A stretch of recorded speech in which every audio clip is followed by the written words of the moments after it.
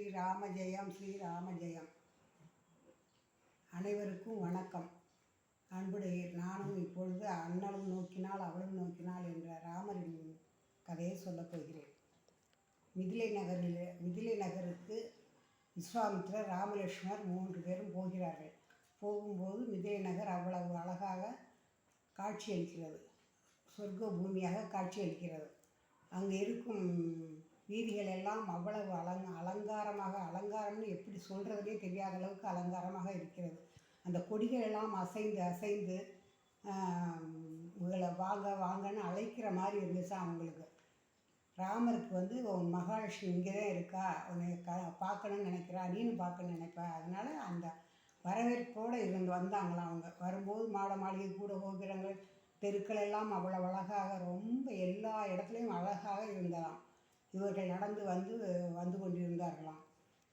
அப்போது அயோத்திக்கும் நேபாளத்துக்கும் இடையே 450 கிலோமீட்டர் நடக்கணுமா மிதிலை நகருக்கு வர்றதுக்கு. இவங்க 14 நாட்கள் நடந்து வந்தாங்களாம். 3 பேருமே வந்தாங்களாம். மிதிலை நகருக்குள்ளே இவ்வளவு அழகையும் ரசித்து பார்த்து வீதியில் வந்துக்கிட்டு இருக்கும்போது அந்த நேரத்தில் சீதா தேவி தோழியர்களோட அரண்மனை மேல் மாடத்தில் இருந்தாங்களாம். இவர் பார்த்துட்டாராம், ராமரும் பார்த்துட்டாராம், சீதையும் பார்த்துட்டாங்களாம். பார்த்தா அவங்களுக்கு ஒருத்தருக்கு என்ன நடக்குதுன்னே சொல்ல தெரியாத அளவுக்கு இவரோட கண்கள் அவங்க மேலேயும், அவங்களோட சீதா தேவியோட கண்கள் ராமர் மேலேயும் ரொம்ப அப்படி காதலில் லயிச்சிட்டாங்களாம். எப்போவுமே காதல் நினைக்கிறவங்க யாராக இருந்தாலும் அது எப்படி நடக்குதுன்னு தெரியாத அளவுக்கு இவங்க 2 பேர் இவங்கன்னு அவங்கள்ட்ட போவோம், அவங்கன்னு இவங்களுக்கு போவோம், அந்த மாதிரி ரொம்ப லயிச்சிட்டாங்களாம். அந்த மாதிரி லயித்த உடனே ராமர் நினச்சாராம், இந்த இவ்வளவு அழகான பெண்ணை நம்ம பார்த்ததே இல்லை, இவ்வளவு அழகாக சீதையோட அழகை புலவர்களால் கூட சொல்ல முடியலையே, அவ்வளோ அழகாக. சீதைனா ஒரு அழகு, தனி அழகாக அவங்களுக்கு. அந்த மாதிரி அந்த அம்மா இருந்தாங்களாம். அப்போ எப்படி நான் ஜெயிக்க முடியும், உன்னோட சக்தியை கொடு. அவர் இந்த வில்லை முறிக்கிறதுக்கு தான், சிவதனுவை முறிக்கிறதுக்காகத்தான் இங்கே வர்றாங்க. சிவதனுவை யார் முறிக்கிறாங்களோ அவங்களுக்கு தான் ஜனகர் மகளை கல்யாணம் செஞ்சு கொடுக்குறதா சொல்லியிருக்காரு. அதனால் நிறைய ராஜாக்கள் வந்திருக்காங்க அங்கே. அதோட விஸ்வாமித்திரர் இவங்களை கூட்டிகிட்டு வராரு. அதனால ராமர் கேட்குறாராம், மனசுக்குள்ளே எல்லாமே கேட்குறாராம், நான் சிவதனுவை முறிக்கணும், உன்னோட சக்தியை எனக்கு கொடு, அப்போ தான் நான் பண்ண முடியும்னு ராமர் கேட்குற மாதிரி இருக்கான். வாயத்திறன்னு கேட்கல, ஆனால் கேட்குற மாதிரி இருக்கான். உடனே அம்மா அவங்களோட சக்தி பூரா ராமனுடைய தோளுக்கு கொடுத்துட்றாங்களாம். தோல் தானே மெயினாக வேணும், அதனால் கொடுத்துட்றாங்களாம்.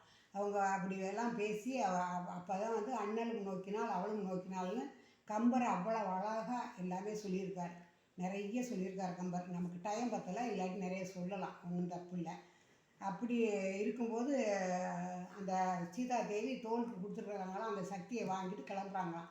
அங்கே போகும்போது இதுக்கு இடையில மகாபலி சக்கரவர்த்தி மகாபலி சக்கரவர்த்தியிடம் திருமால் போருக்கு போகும்போது மான் தோலை மேலில் அணிஞ்சிக்கிட்டு போனாராம். அப்படி அணிஞ்சிக்கிட்டு போகும்போது யார் கேட்டது, ஒரு மார்பில் அணிஞ்சிக்கிட்டு போனாராம். திருமால் போனாராம். திருமால் அப்படி போகும்போது எதுக்காக அப்படி போனாருன்னா, மகாபலி சக்தி நெஞ்சில் இருக்க அம்மாளுடைய மகாலட்சுமியுடைய சக்தி இவருக்கு போயிடக்கூடாதாம், மகாபலி சக்கரவர்த்திக்கு. அதனால் புலித்தோலை போத்திக்கிட்டு போனாராம் திருமால். அந்த மாதிரி இவரும் போனாராம், ராமரும் போனாராம். அம்மாக்கிட்ட அந்த சக்தியை வாங்கிட்டு போனாராம் ராமர். போய் அரண்மனைக்கு போனாங்களாம். அரண்மனைக்கு போய் ஜனகருடைய மூத்த தலைமை மந்திரியாக இருந்தாராம் சதானந்தர்னு. அது சதானந்தர் யாருன்னா அகல்யை கௌதம முனிவர் அவங்களோட பிள்ளையாம் அவர் சதானந்தர்.